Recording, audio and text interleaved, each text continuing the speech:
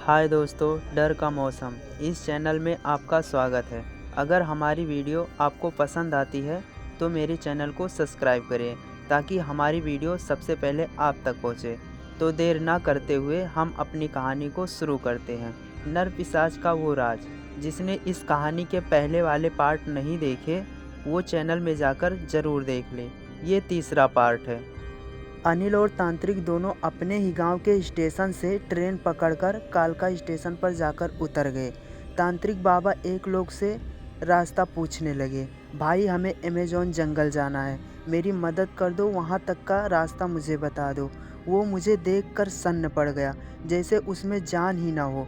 तांत्रिक कुछ देर उसे हिलाने के बाद, ओ भाई साहब, क्या हुआ, कुछ तो बोलो।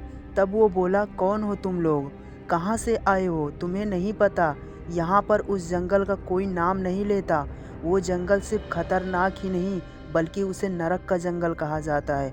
जो वहाँ जाता है वो उसी जंगल में पता नहीं कहाँ चला जाता है, दोबारा कभी वापस नहीं आता। कहते हैं उसमें रहने वाली चुड़ैल, चंडालें, भूत प्रेत, राक्षस, दानव, पिशाच, ब्रह्म राक्षस, ये सब मिलकर उसे वहीं पकड़कर बंदी बना लेते हैं और बहुत दर्दनाक सजाएं देते हैं। उसकी ज़िंदगी जितनी बची होती है उतने दिन तक उसे हर रोज़ नए नए तरीक़ों से उसे दर्दनाक सजाएं देते रहते हैं, ताकि वहाँ उस जंगल में कोई जाने के लिए सोच भी ले तो उसकी रूह तक काँप जाए। तांत्रिक बोला, भाई मैं सब जानता हूँ उस जंगल के बारे में, बस तुम मुझे वहाँ जाने का रास्ता बता दो, मुझे वहाँ जल्द पहुँचना है। वो इंसान समझ गया, मैं दोनों वहाँ अपनी जान को मुसीबत में ज़रूर डालेंगे। वो बोला, बाबा वो जंगल मेरे गांव से बस 2 किलोमीटर दूरी पर है, आप मेरे साथ गांव चलो, वहाँ मुखिया से मिल लेना, वो आपको रास्ता भी बता देंगे और जाना ठीक रहेगा या नहीं वो सब कुछ समझा देंगे। हम दोनों उस इंसान के साथ उसके गांव पहुंच गए तो देखा उस गांव में रहने वाले लोग इतने पिछड़े वर्ग के थे, उन्हें देख के ही दया आ रही थी। छोटे छोटे बच्चे के हालात इतने बुरे थे, उस गांव में जैसे कोई महामारी फैली हुई थी। उन बच्चों की चमड़ी नीली पड़ गई थी, पागलों की तरह व्यवहार कर रहे थे। बच्चे तो बच्चे, बड़े बूढ़े भी उसी प्रकार के हरकतें कर रहे थे। कभी कभी तो ऐसा लगता कि जैसे हम किसी पागल खाने में पहुंच गए हों। चारों तरफ चीखते चिल्लाते शोर शराबा की आवाज़ें आ रही थी। तभी अनिल ने धीमी आवाज़ में तांत्रिक से बोला, बाबा यहाँ के लोगों को क्या हुआ है। बाबा बोले, लगता है ये उन पिशाचों का कहर है जो इन गांवों के ऊपर बरस रहा है। अनिल डरते हुए आवाज़ में बोला, तो क्या बाबा वो जंगल इतना खतरनाक है। तांत्रिक बाबा बोले, जितना हम दोनों ने सोचा भी नहीं होगा उससे कई गुना ज़्यादा भी हो सकता है। तभी वह इंसान हम दोनों को आगे बढ़ने का इशारा करके आगे चलने लगता है। हम दोनों किसी तरह ऐसे हालातों के बीच से होकर आगे बढ़ रहे थे। कुछ देर चलने के बाद हम मुखिया के घर पहुंच गए। मुखिया हम दोनों को देखते ही बोला, रमिया, ये दोनों कौन हैं, यहाँ क्या करने आए हैं, इन दोनों से बोल दो अगर अपनी जान की सलामती चाहते हो तो ये लोग यहाँ से तुरंत वापस चले जाएं। तभी वो इंसान बोला, मुखिया जी, मैंने इन दोनों को सब कुछ बताया और बहुत समझाया पर ये लोग मानने को तैयार नहीं, ये लोग कुछ बहुत बड़ा करने आए हैं। तब मुखिया बोले, ठीक है रम्या, तू अपने घर जा, मैं इन लोगों को देखता हूँ। मुखिया हम दोनों को बुलाकर बिठाया, बोला, हाँ भाई, आप कौन हो और यहाँ कैसे आना हुआ। जहाँ कोई आना तो दूर यहाँ का नाम भी लेने से डर जाता है। तभी तांत्रिक ने सारी बात जो अब तक हुई थी सब कुछ बताया।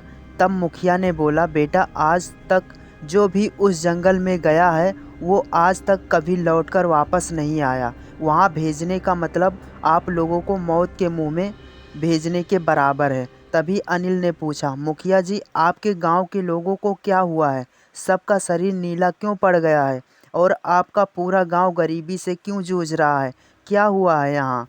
तब मुखिया बोला, ये उस समय की बात है जब एक काल पिशाच इस गांव में आ गया था। उस काल पिशाच ने पूरे गांव में अपना आतंक फैला रखा था। इस गांव के आधी लड़कियों को वो अपना शिकार बना चुका है। वो इंसानों के शरीर से प्राण ज्योति और खून दोनों चूस लेते हैं, इसलिए इंसानों का शरीर नीला पड़ जाता है। और आए दिन यहाँ इस गांव में ऐसे काल पिशाच और नर दानव, भूत प्रेत, चुड़ैलों जैसे आत्माओं का सामना इस गांव को हमेशा करना पड़ता है। छोड़ो, इस गांव के बहुत सारे राज हैं, वो सब मैं तुमको बाद में बताऊंगा। इतना बोलकर मुखिया शांत हो गया। तब तांत्रिक बोला, मुखिया जी, चाहे जितना खतरनाक हो वो जंगल, पर हमें वहाँ जाना ही पड़ेगा, नहीं तो वो नर पिशाच इस दुनिया को तबाह कर देगा। तब मुखिया बोला, ठीक है, तुम लोग तैयारी करो निकलने की, मैं तब तक तुमको एक मशीन लाकर देता हूँ, जिससे तुमको पता चल सकेगा कि तुम्हारे आसपास कौन सी शक्तियाँ हैं। उस यंत्र से तुम पता लगा सकोगे कि वो कितना शक्तिशाली है। मुखिया उठा और अपने घर से एक वाकी टाकी जैसा एक मशीन लेकर बाहर आया। हम दोनों को दिखाते हुए बोला, इसमें लगी हुई सुई अगर 30 से 45 पार जाती है तो समझ जाना आसपास भूत प्रेत चुड़ैल जैसे ही शक्तियाँ हैं, जिनसे निपटने में ज़्यादा परेशानी नहीं होती। पर अगर 50 से 80 तक सुई जाती है तो दानव पिशाच जैसी शक्तियाँ आसपास है, और अगर सुई 120 तक जाए तो समझ जाना आपके आसपास जो शक्तियाँ है वो बहुत विशाल और शक्तिशाली है, जिनसे मुकाबला करके जीतना असंभव है। वहाँ से जान बचाकर भाग आना ही ठीक रहेगा। मुखिया ने और बहुत कुछ बताया जो हम दोनों को आगे चलकर बहुत काम आने वाला था। हम तीनों रात को खाना खाकर आराम से सो गए।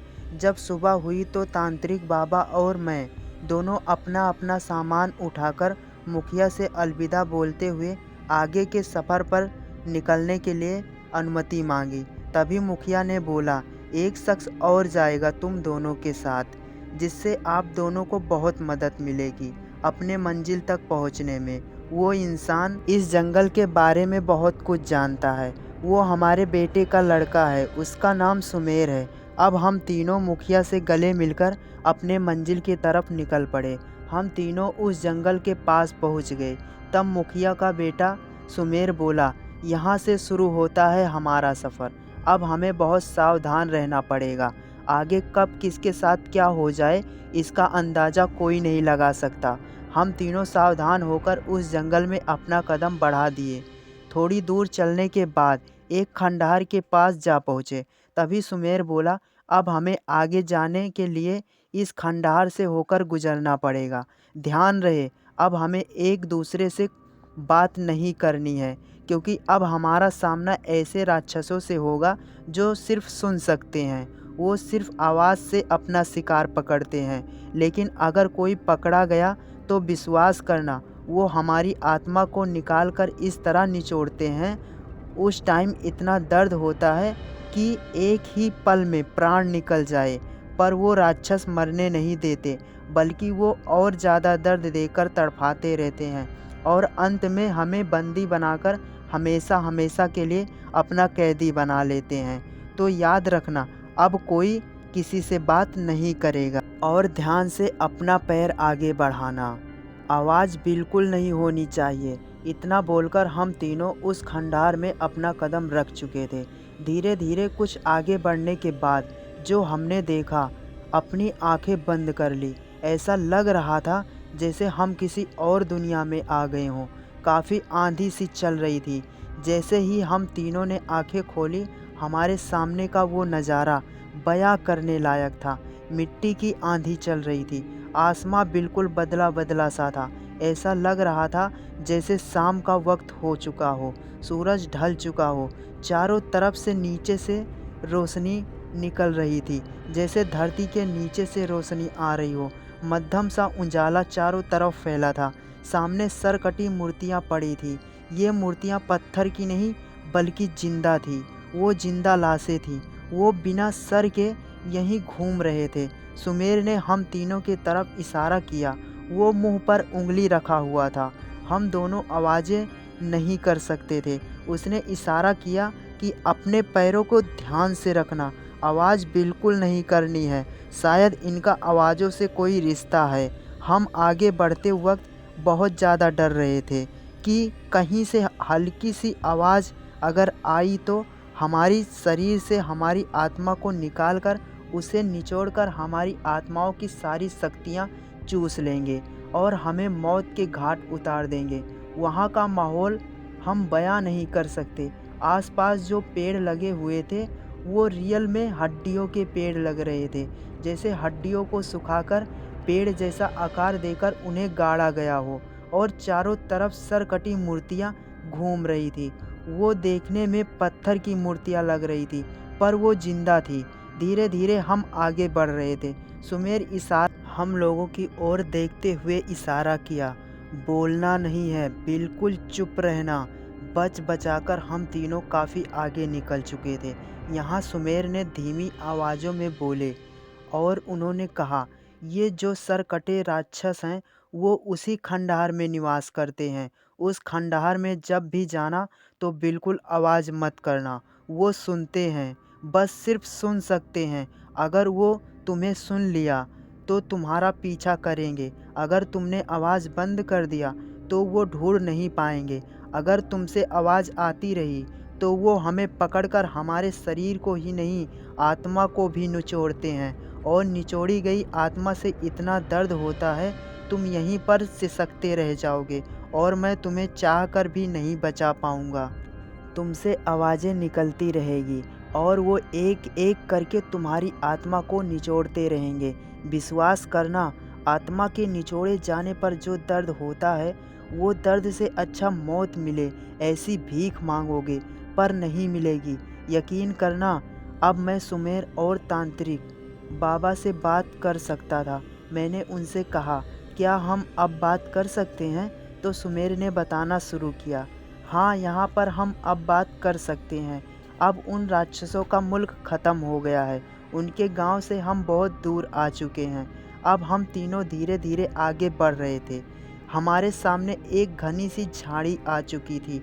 हमें अब उन झाड़ियों को पार करना था, लेकिन सुमेर अब बहुत ज़्यादा डर रहा था। उन्होंने कहा, इस झाड़ी में जो बड़ी बड़ी टहनियाँ हैं उन्हीं पर पैर रखना। पानी में पैर रखने की गलती मत करना।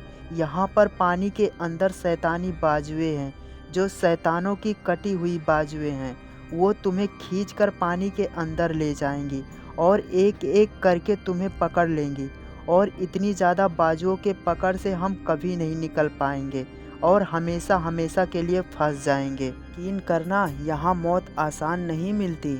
तुम फंसे रहोगे तब तक जब तक तुम्हारी उम्र ख़त्म नहीं हो जाती।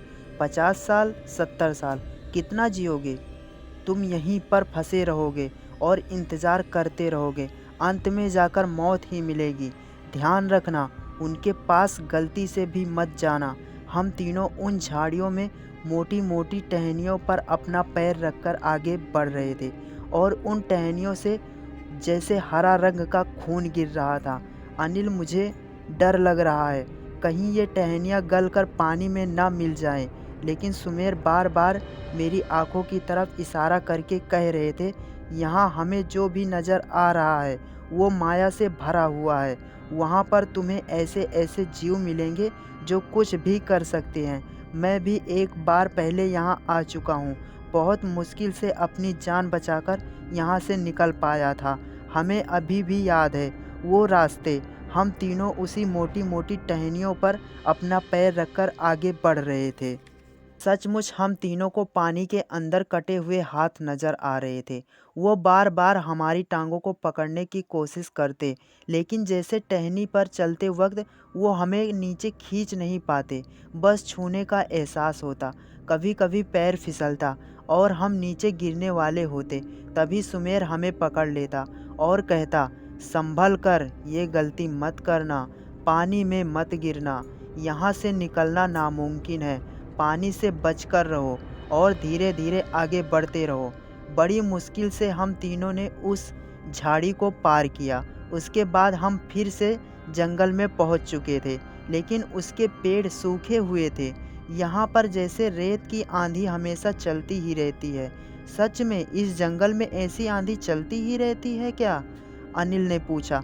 सुमेर ने बताया, मुझे कैसे पता होगा, मैं भी सिर्फ एक ही बार यहाँ आया हूँ। हम तीनों फिर से आगे बढ़ने लगे। हमारे आंखों में हल्की हल्की रेत पड़ रही थी, इसलिए कभी कभी धुंधला धुंधला दिखने लगता। हर चीज़ जैसे भूर रही थी। यहाँ पर सब कुछ अन्य जंगलों जैसा ही था, बस फ़र्क इतना था कि हर जगह जंगल हरियाली से भरी रहती है, पर यहाँ तो जैसे गंदगी, चारों तरफ रेत, और जैसे यहाँ पर ज़िंदगी हो ही ना, सब कुछ मरा हुआ। हमें शायद उन पेड़ों की आत्मा मरी हुई नज़र आ रही थी। यहाँ पर मौत का मंजर चारों तरफ बिखरा हुआ था। उन पेड़ों के ऊपर हम तीनों को काली रंग की परछाइयाँ नज़र आ रही थी। तांत्रिक बाबा ने बताया, ये परछाइयाँ पिशाचनियाँ हैं। वे पिशाचनियों ने जैसे ही हमें देखा तैसे ही पल भर में उड़कर हमारे सर पर मंडराना शुरू कर दी। वे जैसे सर से कुछ खींच रही हों।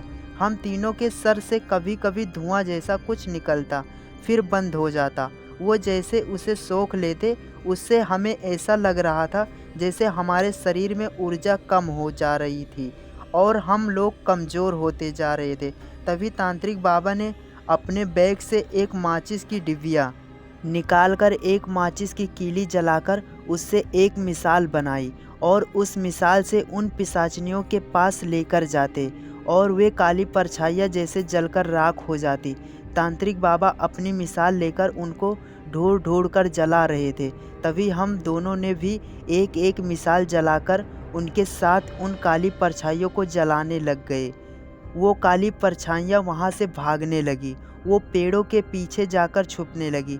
ऐसा लग रहा था जैसे हम लोग उन काली परछाइयों की मौत बनकर आए हों। बचते बचाते हम उन काली परछाइयों के इलाके से आगे निकल चुके थे। तभी तांत्रिक बाबा बोले, ये काली परछाइयाँ असल में पिशाचनियाँ हैं और पिशाचनियों को सिर्फ आग से ही जलाया जा सकता है। इनको देखते ही मैं पहचान गया था, क्योंकि पिशाचनियाँ ही ऐसे काली परछाइयों का रूप लेकर पेड़ों पर निवास करती रहती हैं। अगर हम सही टाइम पर आग न जलाते तो ये हमारे शरीर की सारी ऊर्जा को सोख लेती और हमें यहीं मरने के लिए छोड़ देती। धीरे धीरे हम भूख प्यास से यहीं मर जाते और हमेशा हमेशा के लिए यहीं फंस जाते। ये पिशाचनियों को आग से बहुत नफरत है। ये आग के सामने आते ही जलकर राख बन जाती हैं। अब हम तीनों फिर से आगे बढ़ना शुरू किए।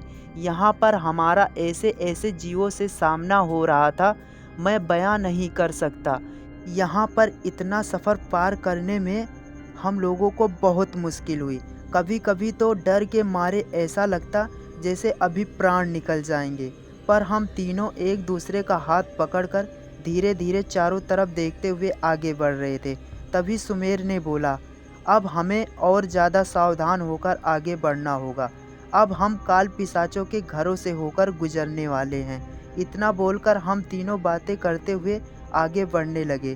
तभी सुमेर बोला, सबसे ज़्यादा बुरी आत्मा कहाँ पाई जाती है, तुम लोगों को पता है? तो तांत्रिक बाबा बोले, हाँ मुझे पता है, जहाँ पर हम रहते हैं शहरों में।